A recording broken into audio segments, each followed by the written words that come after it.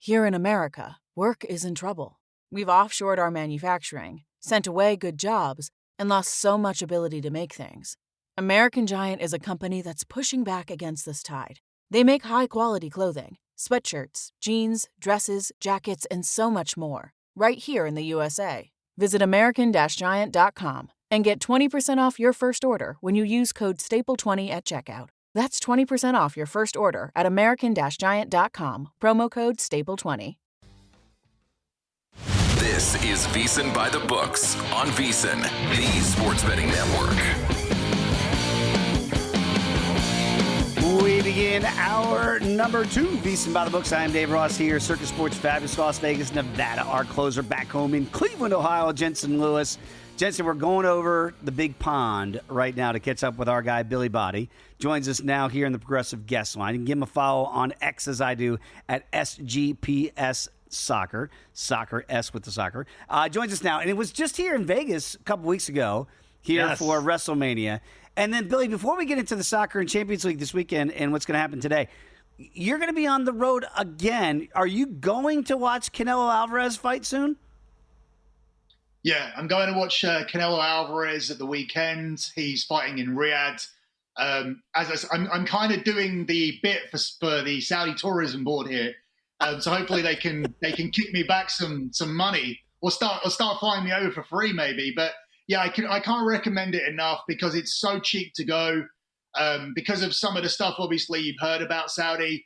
But yeah, cheap flights, cheap 5-star hotels. The tickets are around about $40 for you guys, £30 for me, and yeah, it's a really good place to go to watch top fights. He's a big favorite against William Skull here. You got to lay 4,000 here. The comeback on Skull is plus 1,500. What do you make of that fight? Is this another spot for Canelo to look like Canelo? Well, Canelo hasn't looked like Canelo for a while. He's been winning unanimous decisions, of course, but it's been a softer path since the Bivol defeat. Mm-hmm. And I think this being the start of a new contract, multi-fight deal, the final deal that Canelo's ever going to do, I think this is a soft start. I think they want him to get back on the trail where he actually stops somebody. I think this is favorable to stop somebody, to start the contract with a bang. And I think you start seeing real fights. But with the weight classes, the Crawford fight is favorable as well. I think it's a massive risk for Crawford to take that fight and really put his O on the line against Canelo going up that much in weight. So I think this is going to be soft on paper for Canelo for the first few fights, and then we might see something more intense on the back end. But yeah, massive deal. These will be the last 5-6 fights that Canelo does.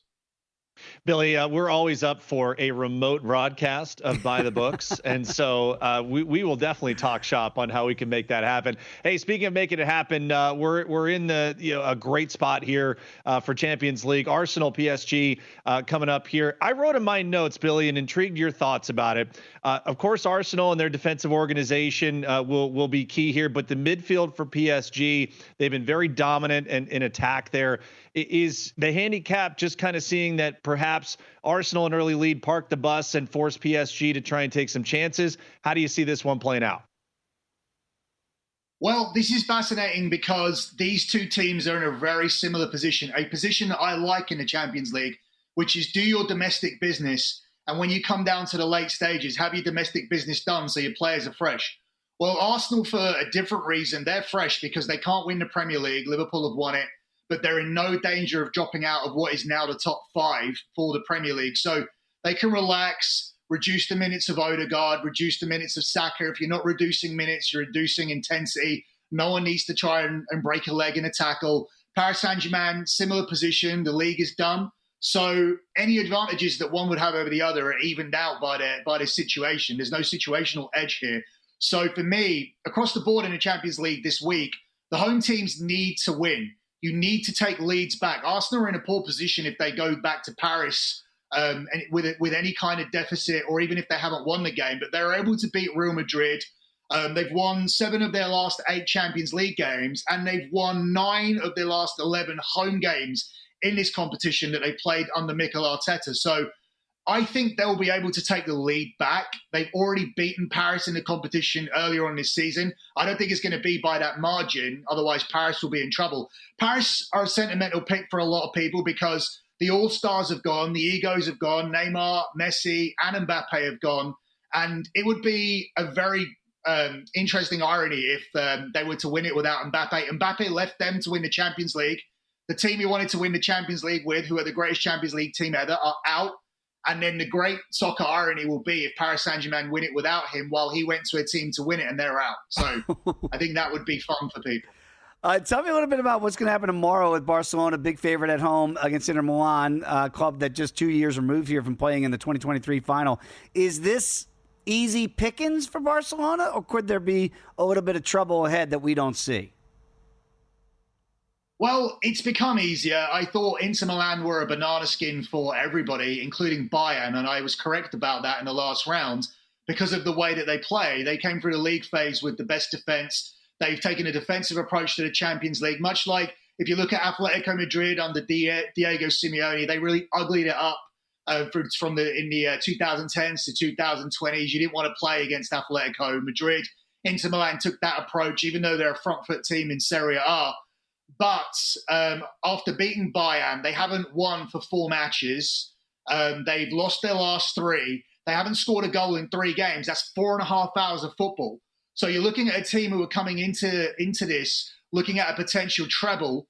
They're 3 points behind in the league where they've lost 2 games. They've lost to Bologna 1-0, Roma 1-0. Sandwiched between that was an embarrassing home loss to their Milan rivals, AC Milan, who aren't having a good season. So that's 1-0, 3-0, 1-0. 4.5 hours without a goal. Who do you not want to play if you can't score for 4.5 hours? You don't want to play Barcelona.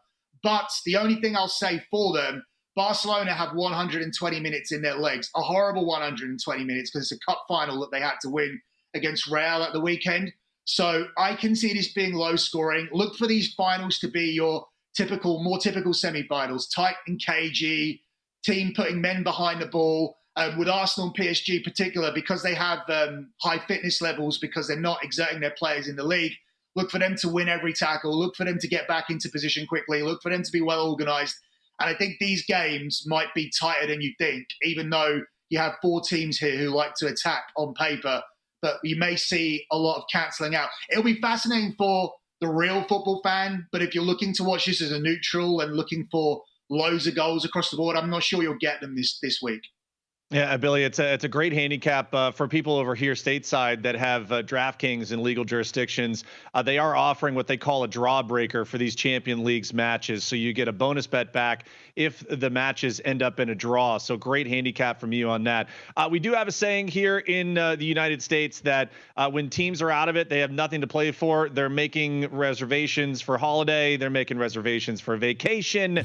That's kind of the way you're looking at Premier League as we finish up here. What matches you targeting and kind of where you're looking to play here? Well, it's an interesting one because as soon as I get into this, there may be people sitting there going, well, this angle doesn't work in the National Football League because when you have teams who are out of the playoffs and you think to yourself, okay, I'll start betting against them, they're looking at their draft pick, etc. This is not a profitable strategy because the handicaps are too high. They usually cover ATS, and it ends up being overall a losing angle, borderline a losing angle most seasons. Doesn't work that way in soccer. When teams are on the beach, they're on the beach. So essentially, the way the NFL plays out, when you have the down by down system, you don't need that full concentration throughout the entire game. Soccer's a lot more fluid, right? It doesn't stop. The ball's always in play. When you're down by down, you can reset, you can concentrate, and therefore there's less chance of switching off. In addition to that, let's talk about contracts as well. Football contracts are a lot more permanent. These players are on multi-year deals. So really, if you end up switching off for the last 6 games because you're thinking about where you're going on vacation, you're not going to lose your contract. A lot of NFL players are year to year. So if they're gonna tank because the team want a better draft kit, well, guess what?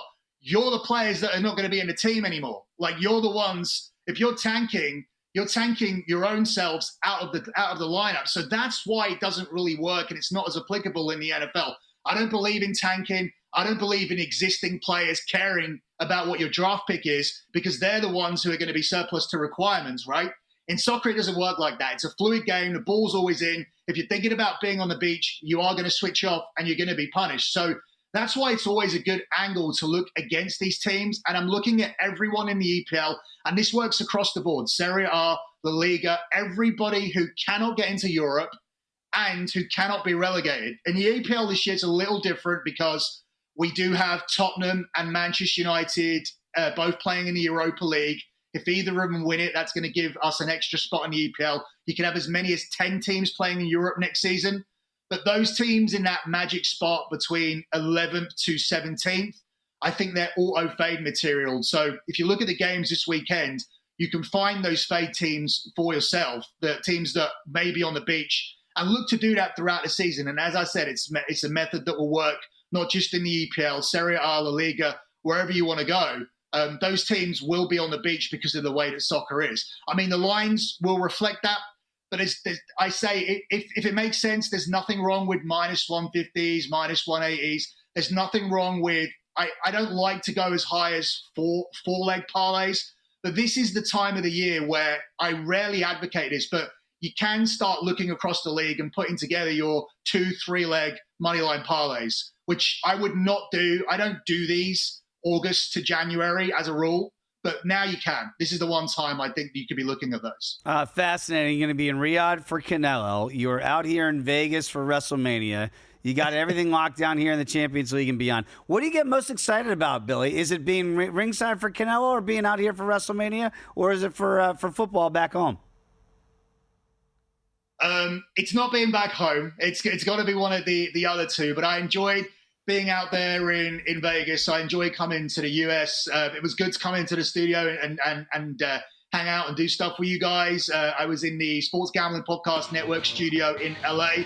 I think eventually the West Coast needs to be my home. So I think that's where I'm gonna wind up at some point. And just bringing soccer to the US so everybody has a better understanding of all of the markets and things as you guys start to bring more markets together for soccer. Love it, Billy. We always love our conversations. Appreciate you, as always, my friend. Safe travels to Riyadh. Back with highlights and headlines next.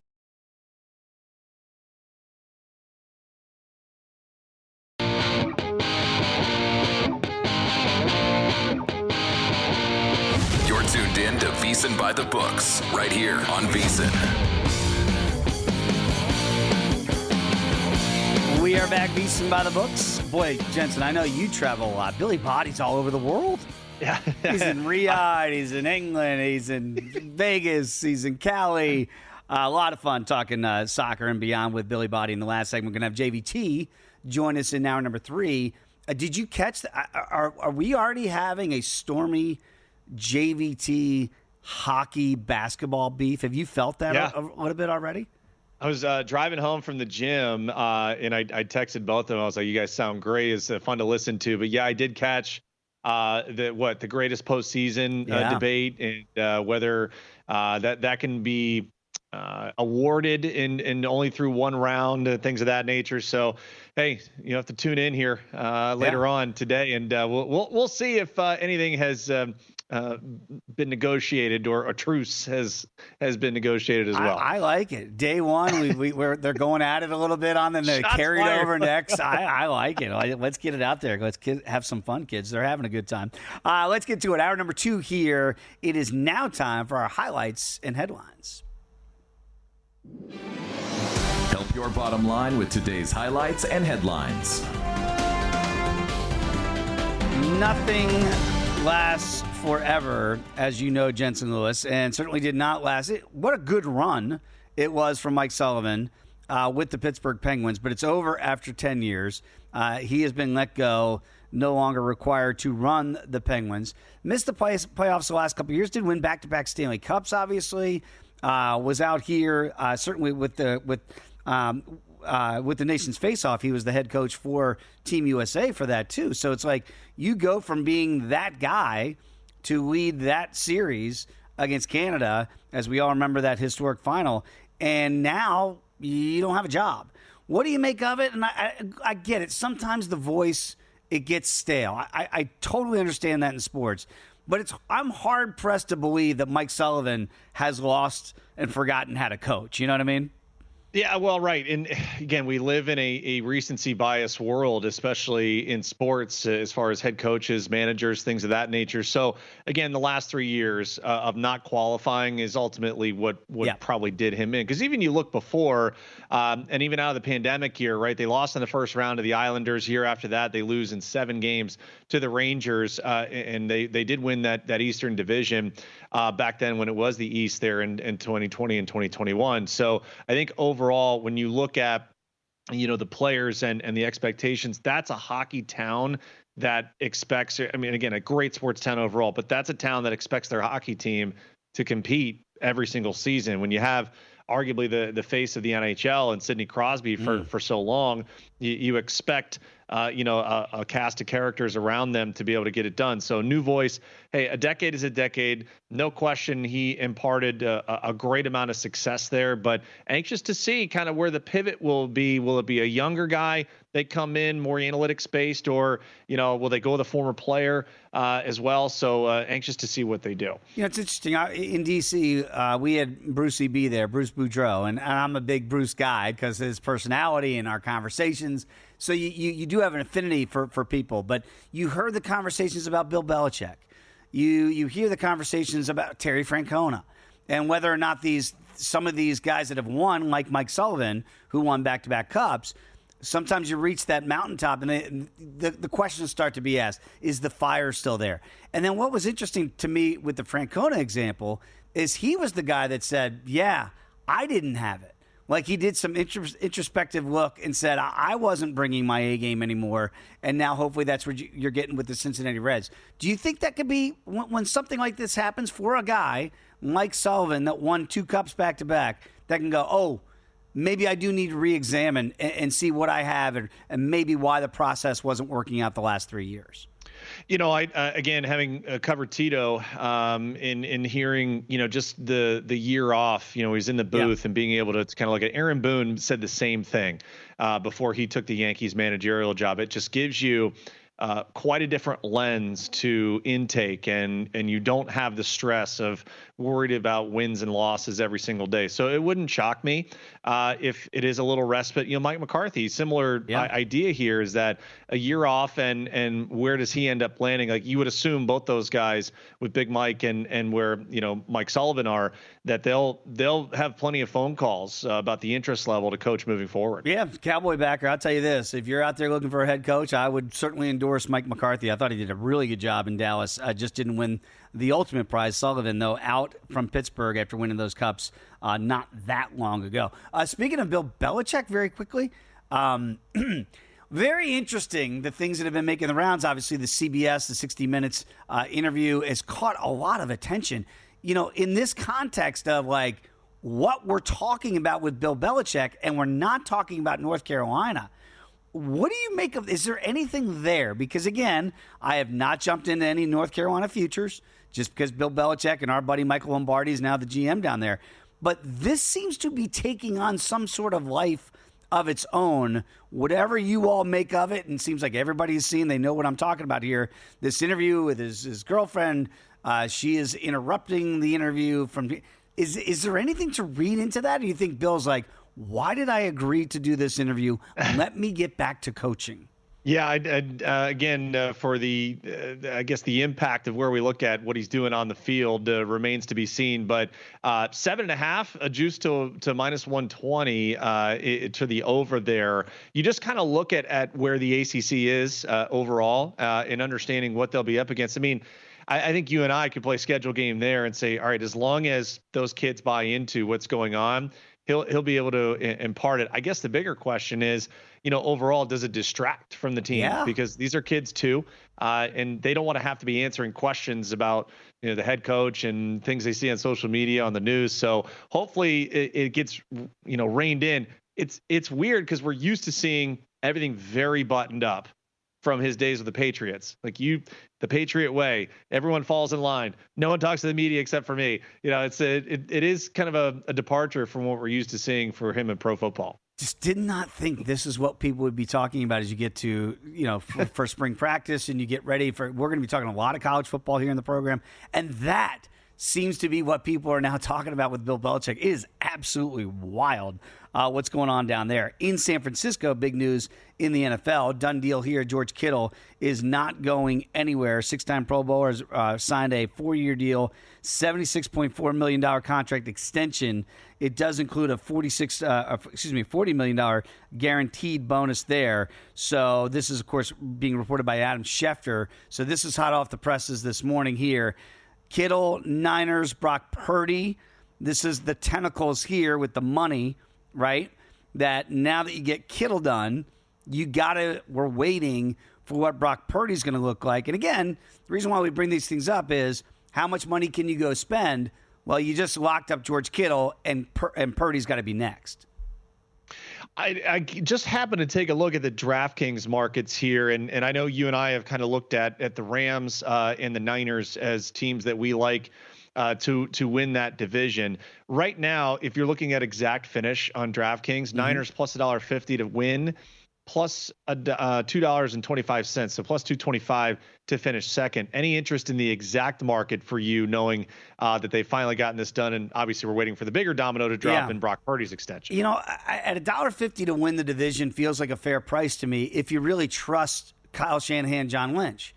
And so I don't know that I'd want to get into an exacta situation, because I do worry that this 4-team race like we saw play out last year, you could have picked your horse at the end of the year in December, and you had 4 different options. Arizona was leading that division late. I think everybody was waiting for San Francisco.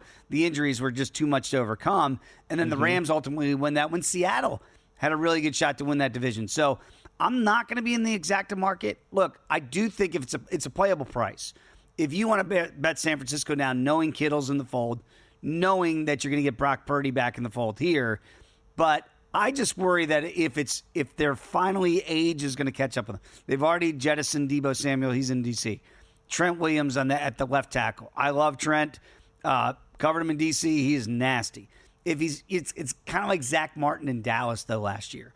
You can't be nasty, Jensen, if your body is not going to let you be nasty. And Trent was missing a lot of time. Like, do we trust this Christian McCaffrey? Do we trust him just to be healthy? At plus money, you might get me involved in that. But I got to be honest with you, I have more question marks about this team than I do have answers. How about the top 2 market for you? So either order, Niners and Rams at plus 200 for the NFC West. Say that again? Envision, it's a either or? So Niners, Rams, they just have to finish in the top 2. They're plus 200. Do we envision the Cardinals or the Seahawks wrecking the party there? Okay, I'll just say this quietly. I really like what Seattle's doing. Yeah. They're 5-1 to win the division, Jensen. So I'm going to stay away from that bet, because something tells me they knew exactly what they were doing in that wide receiver room. They got maybe a steal in the draft in the first round, getting a real flexible offensive lineman. Watch out for Seattle. So no, I'm going to stay away right now against the Niners and the Rams. When we come back, let's get to it. The NBA, a lot of games tonight, and look at the futures market. That's next year. VSiN by the Books.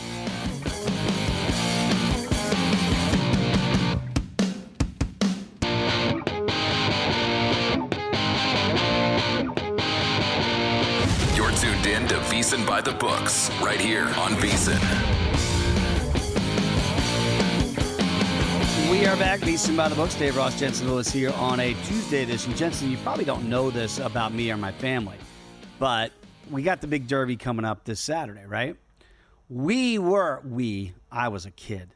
My parents owned a horse at Saratoga. So used to, the trotters, right, go out there, and the name of the horse was Dale Amherst. And what I didn't know then as a young kid, but it was so fun to go to the track, right? You get dressed up, you go to the track like people are going to do this Saturday for the Kentucky Derby. And our horse never won. Never won, Jensen. He was always out in first, but he would never seem to win. And then my parents, when I got a little bit older, they told me that they had a little talking to at the owners' meeting. The other owners were like, that horse is never going to win. You got a beautiful horse, but that horse is never going to win. And they realized very quickly it wasn't always just about the horse. There were some other things that would go on, and maybe the trainer was somebody that we didn't want to be involved with. So very different in the 70s horse racing business than what we're seeing in 2025. But we love Dale Almerhurst. We just never won a dime on him, Jensen. Never. Hysterical. So yeah. I stay away from the ponies. If Dale, I'm sure he's not with us anymore. If he was, I would still lose more money putting it on Dale Almerhurst. We love Dale. The guide, of course, is out right now. If you want to bet the ponies for the Kentucky Derby, you can do so right now. The guide's going to drop April 30th. It is going to be yours with a VSiN Pro subscription here. It's just $9.99 to get your first 30 days of VSiN Pro. It's going to include the Derby guide, daily best bets, exclusive betting splits, and more. So sign up to get that Derby guide before we get to Saturday, of course, VSiN.com/subscribe, VSIN.com/subscribe. Of course, you are going to bet the ponies, Jensen, but what is your strategy? Is it to listen to the other experts we're going to have all week in the network, or how much of it is your intuition and kind of coddled with what you hear from our experts? Oh, for sure. I'll be following it. It's again one of those competitions or events where, you know, the casual fan will always be in on it. Same thing with March Madness. You have people that haven't watched a minute of college basketball all year, and they're going to pick the bracket winner. And it's always funny to me to see where, like, okay, someone just like, okay, I like this number, or I like the jockey's colors, you know, that he's wearing. And the rationale is so funny. But yeah, absolutely, we'll be following our experts and seeing what they recommend here come the weekend. Let's get back to the NBA a little bit and what we have on tap here. And again, bad news for the Bucks. We knew Dame Lillard was not going to be able to go. And again, the big news there is with that torn Achilles, he's not going to be able to go. It doesn't look like next year as well. Is this series done? I thought Matt Humans in hour number one gave some really actionable information here that potentially you could look to bet some of these favorites at home if you wanted to start with, say, Indiana tonight against Milwaukee. Is that a potential nice jumping off spot here for this conversation? Well, I mean, I think you look at just where some of the motivations are, and I was just checking data as we went into commercial break here. I had mentioned, and I know Maddie talked about the most exciting series has been Clippers Nuggets, right? Mm-hmm. The defense that we're actually seeing, and it's still crazy even to see these Celtics Magic totals that are under 200. But again, that was where I kind of started my look here is when you have situations that are not closeout games. This is as close to a closeout game from a pivot momentum standpoint if you're the Clippers and Nuggets, right? So I think this will be one of those, teams on every possession. I do lean the under 208.5 here at this point. No official play just yet. Kind of want to see where everything goes as we get into the afternoon.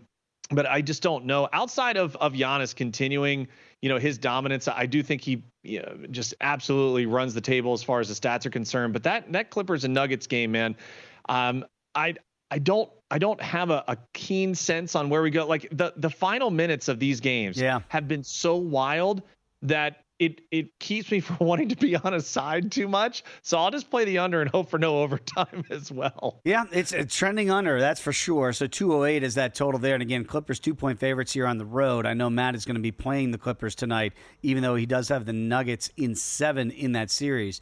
Again, normally we don't advocate giving out, money line parlays, that sort of thing. But I can understand where the rationale is. By the way, the Pacers are minus 340. The Celtics to close it out tonight are minus 650, 11.5-point favorites here for the C's.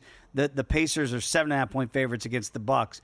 Would you be tempted to take those two, throw in the Knicks here, because it feels like the Pistons are on par with them? It's minus 225 for the Knicks, and I did that math there. If he took that chalky, would not advise putting the Clippers and Nuggets in that chalky parlay here. If you played the 3 favorites here with the Pacers, Knicks, and Celtics, you do get plus money at plus $1.15. Would the concern be that the Pistons getting 5 are still live to win that game outright? I guess. I mean, because at this point, it's a matter of the start, I think, for Detroit. You got to try and impose your will early. You do not want this crowd at MSG to be in it from the get-go, or at least the first couple of minutes. I mean, they'll be ready to rock, but I think you need kind of one of those 8-2, 10-4 runs to get out, just to, take the crowd out of it a little bit, but also, to be able to force, Tom Thibodeau to be like, all right, do I need to expend a lot of energy with my starters? Because the depth hasn't really been there too much. Right. And I think for Cade, it's got to be one of those signature performances to prolong this series and give him a chance to go back to Motown. Yeah, that's the thing for me is like, do I really envision a scenario where a team that, if you do want to talk about a team that wants to finish off another early in a first round matchup, it's the Knicks. With all the wear and tear that you put on the starting five, right? The less games you play to potentially make a run either at the Cavs and or the Celtics to get out of there, it would be the Knicks to close it out. So I don't know that laying the 210 in the money line, to me, look, if the Pistons go in there and figure out a way to close, which they could not do in Motown, tip my cap. I kind of like the Knicks to wrap this up tonight for that reason. And with the Bucks being Sean Penn, dead man walking here, I don't see a scenario where that series gets extended. I got to think that ends in Indianapolis. And do we really believe the Magic? And they've been spunky. They really have against Boston. But do we really expect them to go to Boston tonight and extend that series and send it back to Orlando?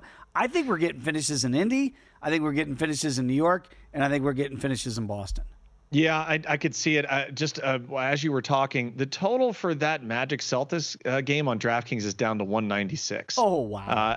I mean, it's an onslaught of money right now. 91% of the handle, ironically, is on the over, but that total continues to come down. Just food for thought for people. Okay, like it is remarkable to see where this movement is at this point. The 11.5. I don't even know. Like, again, if you thought the Heat had any fight in them whatsoever.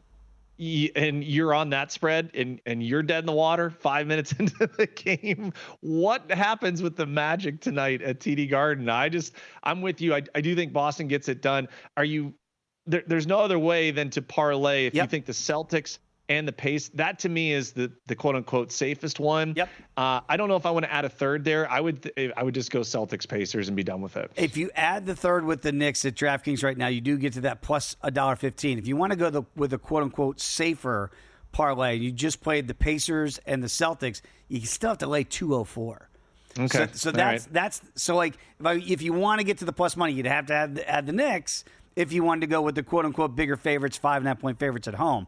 I'm with you, though. That Clipper Nugget game, I don't think I want anything to do with it right now because, again, numbers dropped a little bit. I'm seeing some twos down to 1.5 now at DraftKings here.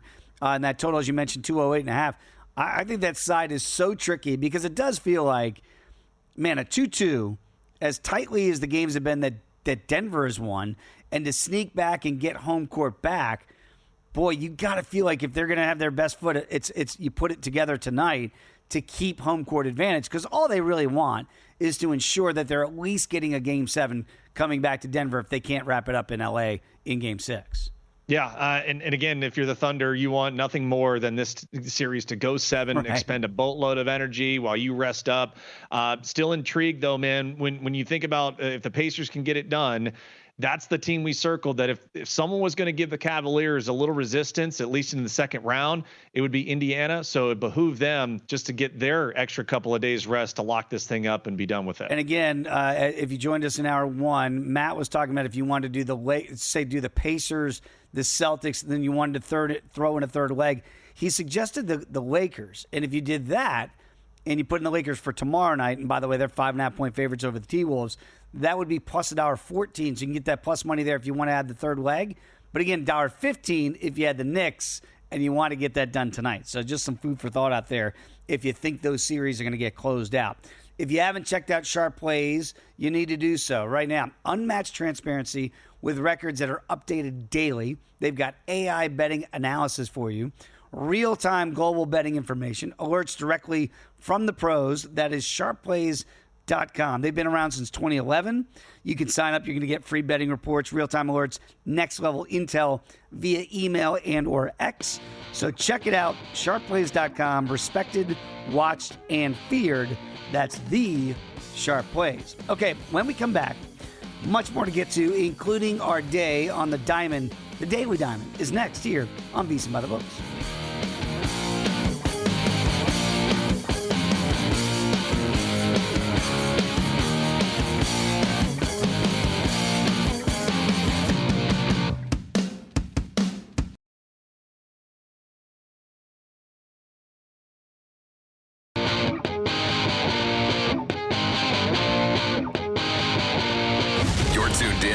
VSiN By The Books, right here on VSiN. We are back, VSiN By The Books. Dave Ross, Jensen Lewis. And Jensen, I was telling the story about Dale Almerhurst, our horse that we had at Saratoga. Mom and Dad are listening. Said you look great, by the way. And said, I said it correctly, and we better leave it there. That's what Mom Wow. says. Okay. So I think that's the end of the story for Dale and what happened way back when in Saratoga.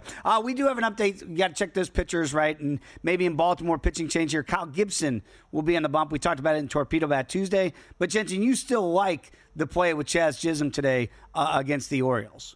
Yeah, Charlie Morton not starting today. My mistake on that. Kyle Gibson will be on the hill for Baltimore. Do still like Jazz Chisholm for multiple markets there. 2 more total bases or 2+ hits, runs, RBI.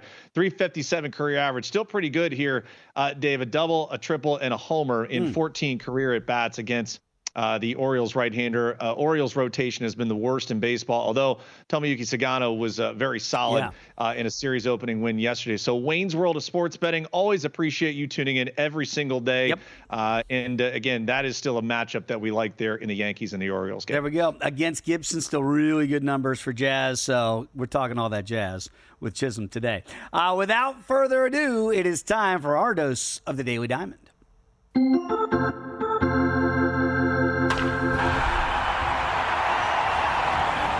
I mean, how about those Metropolitans? Nimmo with 9 RBIs, a couple bombs in D.C. But Jensen, maybe to begin the conversation today in a new series, they're going to have Arizona coming to town here. Maybe not as much offense today? All right, so my headline for this one is Meet the Unders instead of Meet the Mets. The Mets will be part of what has been a very unique trend to start the year. Dave, if I were to tell you, and again, it's a 19-5 win for the Mets yesterday, so maybe they've expended all the runs. Mets are 12-4 to the under in non-division games. This one would qualify. Of course, the Arizona Diamondbacks from the National League West. However, the D-backs 7-4-1 to the over as an away team. Now, the leans for me, because David Peterson has actually pitched quite well. So if you're looking at the starter, under earned runs allowed. And Frankie Lindor, I think, coming back home, who's swung the bat quite well there at Citi Field, 2 or more total bases. Those are a couple of leans for me in this matchup tonight. Eduardo Rodriguez is going to be on the bump here for the D-backs against Peterson. And again, as you mentioned, that total 8.5, it is juiced to the over minus $1.22. Metropolitans $1.48, and Arizona plus $1.24. What do we make of Peterson now? Because I have said to you before, I was waiting for them to stretch him out. Last year, if you remember, he was kind of a 4-inning guy, then a 5-inning guy, and that it feels like now that David Peterson is a 7-inning guy, if need be. I am as confident with David Peterson on the mound as I am a Kodai Senga, as anybody else in that rotation, Jensen. Why has it worked so well now for Peterson, maybe a little bit later than people thought it might? Remember, to finish last year, and again, he was in a multitude of roles and was able to provide a lot of length for the Mets as they finished the regular season into the postseason. And so you feel like he had earned the opportunity to get into that rotation regardless of who they would bring in. So ironically, from a statistic standpoint, he's been the worst Mets starter. Wow. And that tells you how good they've been, right? Because we know they lead Major League Baseball in rotation ERA. So just by statistics alone, he's just behind Griffin Canning for that number 4 spot. Tyler McGill has been the best, followed by Kodai Senga and Clay Holmes. And then it's Canning and Peterson. But right now you can pick, if you're Carlos Mendoza, you go to the opposing manager, pick a name out of a hat who you want to face. That's how good the Mets rotation has been. He reminds me of a much thinner Sid Fernandez for people that remember 1986, Bobby Ojeda, Ron Darling and Dwight Gooden. And then it was like Sid was that guy. Could be a starter, could be a stretch guy in the bullpen. And he was so good in the postseason. I wonder, David Peterson, I would assume he's a starter if we get to the postseason again, but he could be that stretch guy as well that comes in at first trouble because he's been that darn good. Boston and Toronto north of the border. What do you have today, my friend? The headline is you can't keep Crochet away, and that's more because Garrett Crochet away from Fenway Park has been utterly unhittable. And so now he'll take the act north of the border against the Toronto Blue Jays. How about 3 road starts so far, Dave? A $1.33 ERA, 23 strikeouts, and 20 1/3. Now, ironically, the Red Sox have only been 3-5 as a road favorite. They will be that today against the Blue Jays. So for me, the leans would be the outs recorded. Remember, Garrett Crochet coming off one of his worst starts of the season thus far at home. So you feel a little rebound is in the offing here. And then a Toronto team that certainly strikes out. Garrett Crochet has been just absolutely dominant against left-handed hitters overall. So the over strikeouts a lean for me as well. Boston, by the way, 2 games over 500, a game and a half back at the Bronx Bombers. Toronto, great start to the season, kind of fizzled. 2 games under 500 now, and right now 3.5 games out. I know they're, with the big contract now to Vladdy Jr., how does that change things for Toronto if this continues as we get closer and closer to the trade deadline? I think Toronto, just because of the rotation, they'll probably stay with it. And, you're only 3.5 out, as you mentioned. You look at this upcoming stretch, home against Boston, home against the Guardians, then they go to the West Coast to take on the Angels. So you'd like to see a little bit of a run here. But overall, I think just getting some health into the rotation too will be great for them. Back into the bullpen's actually been okay. But offensively, the numbers don't lie. They are second to last in home runs hit. So they need a power surge unlike anything else. It was the bottom of the lineup that you and I talked about before the season started. That was our biggest question mark. Could they turn it over to Bo Bichette, Vladdy Jr., Anthony Santander at the top? That has not been the case routinely thus far, so they will need an offensive influx much sooner than later. If you look at the AL West and you go top to bottom, that's what we're going to have today with the Angels going to Seattle. Seattle right now in first, LA Angels of Anaheim, Orange County in last. Jensen, what do you have here? It's usually sleepless in Seattle, Dave, but I'm saying don't sleep on Seattle. And the Angels will be there to take on the Mariners, begin their series tonight. How about the Mariners when they have a day off? They're 4-0 in that next game they play. Also, to parlay that, the Angels 1-5 against American League West divisional opponents. This one, I think, is pretty straightforward. If you can go one of two ways, Dave, Mariners money line overall or the Mariners to not bat. This is Joe Cirallo special here. He always likes to hand those out, and I do believe in this one tonight. Mariners overall will be in great shape from a pitching standpoint, take advantage of a reeling Angels team. So the Mariners to not bat in the bottom of the ninth, also a market to potentially attack. Bryce Miller on the bump here for the Mariners, big favorites at $1.85. I like that angle from you and Joe there to potentially not bat in this one. Low total as well of 7.5 there. How about Zach Wheeler? Nationals and Phillies. Nationals have been spunky, and the Phillies may be starting to hit their stride a little bit. Dave, you and I are young enough to remember the wheels on the bus go round and round. And so Zach Wheeler does go round and round at home when he takes the ball at Citizens Bank Park. 10 or more punchies in both home starts this year. There is some resistance, though, in this Nationals lineup. Josh Bell has had great career numbers against Zach Wheeler, almost a 300 average, 4 bombs here. But let's not reinvent the wheel, shall we say, Dave Ross. The over on strikeouts for Zach Wheeler, if you want to ladder it, the Nats just coming off getting pasted by the New York Mets yesterday on getaway day. So something to kind of factor in here when you look at Zach Wheeler in his third home start of 2025. Help me compartmentalize here as a Metropolitan fan, because I still love Zach Wheeler. I hate that he is the ace of the Phillies. And with all due respect to Aaron Nola, he is the ace of the Philadelphia Phillies. How do we juxtapose those two things if you're a Metropolitan backer? Because I want to back Zach Wheeler today, and the numbers support it as you've laid out, Jensen. But that's still hard for me to do because I'm like, every time he pitches, I go, he should still be pitching for the Metropolitans. You want to win money. That's how you compartmentalize it. So that's beauty is in the eye of the bill folder, my friend. Yeah. And that certainly could be you in this matchup tonight. By the way, very quickly, do you think the Phillies have to buy in a little bit more for the deadline to keep pace with the Metropolitans, and the Braves are starting to charge again? So, yeah, two things stand out, Dave. Quickly, the homers have been way down for a lineup that you would think could really hit them with regularity. So that's the thing offensively that stands out. Conversely, they're getting on base at a rapidly ridiculous rate. They're third in on-base percentage in baseball heading into today. The back end of the bullpen is by far the glaring weakness. They need like a Ryan Helsley type to come in there and solidify it. Second to last in bullpen ERA, 27th in whip.